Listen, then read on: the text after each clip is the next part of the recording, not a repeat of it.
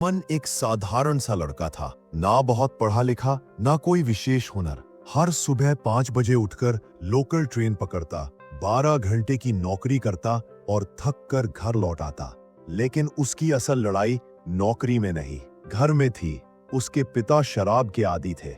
घर में रोज झगड़ा, माँ बीमार और छोटी बहन राधिका के पढ़ाई के सपने अधूरे। अमन कोशिश करता रहता, पर हालत सुधरने का नाम नहीं लेते। उसके मन में अक्सर एक सवाल उठता, मैं किसी का बुरा नहीं करता, फिर मेरे साथ ही ऐसा क्यों? एक दिन काम से लौटते समय अमन ने सड़क किनारे एक बुजुर्ग आदमी को गिरते हुए देखा। लोग सिर्फ तमाशा देख रहे थे, कोई आगे नहीं आया। अमन भाग कर गया, उन्हें उठाया, पानी दिया, ऑटो किया और घर तक छोड़कर आया। बुजुर्ग ने पूछा, तुम्हें पता है मैं कौन हूं? अमन ने कहा, नहीं बाबा, मैं बस इंसानियत निभा रहा था। बुजुर्ग बोले, बेटा, ये कर्म तुम्हें जरूर लौटकर मिलेगा। अमन रोज किसी न किसी की मदद करता था। कभी किसी बच्चे के लिए किताबें खरीद देता, कभी किसी बुजुर्ग को सड़क पार करा देता, कभी किसी का खोया पर्स लौटा देता। वह कहता, नेकी के बदले नेकी, बस यही काफी है। उसे नहीं पता था कि वही नेकी आगे चलकर उसकी किस्मत बदलने वाली है। लेकिन किस्मत ने अचानक उसे गिरा दिया।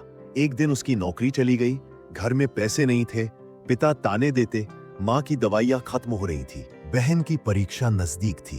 उस रात अमन छत पर बैठा आसमान देखता रहा, आंसू बहते रहे।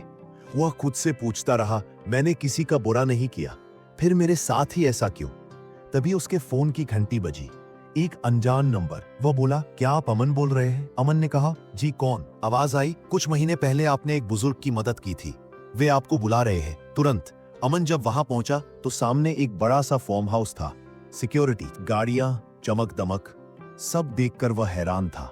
अंदर गया तो वही बुजुर्ग दिखे, लेकिन इस बार वे बेहद सम्मानित और संभ्रांत दिख रहे थे। बुजुर्ग बोले, अमन बेटा, मैं एक रिटायर्ड जज हूं।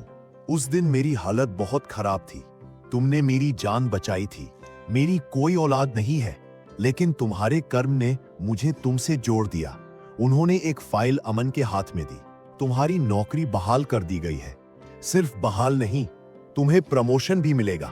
अमन का दिल भर आया, उसने कांपते हाथों से फाइल पकड़ी। बाबा ने फिर दूसरी फाइल दी, तुम्हारी बहन की पूरी पढ़ाई अब मेरी जिम्मेदारी। अमन रो पड़ा, वह बोल ही नहीं पा रहा था। बुजुर्ग ने उसके कंधे पर हाथ रखकर कहा, कर्म का फल देर से मिलता है बेटा, पर जब मिलता है पूरा जीवन बदल देता है। कुछ महीनों बाद अमन की जिंदगी बदल चुकी थी। वह नई नौकरी में अच्छा कर रहा था, उसकी बहन कॉलेज में टॉपर बनी, माँ की तबीयत सुधर रही थी और पिता ने शराब छोड़ दी। घर में शांति लौट आई थी।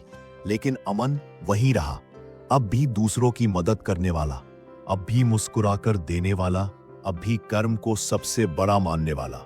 एक शाम अमन घर लौट रहा था, तभी उसने देखा एक छोटा लड़का सड़क किनारे रो रहा है। लोग आ जा रहे थे, लेकिन कोई रुक नहीं रहा था। अमन उसके पास गया और पूछा, क्या हुआ बेटा? लड़का बोला, अंकल, मेरे पापा खो गए हैं। अमन ने उसका हाथ थामा और कहा, डर मत, मैं हूं ना।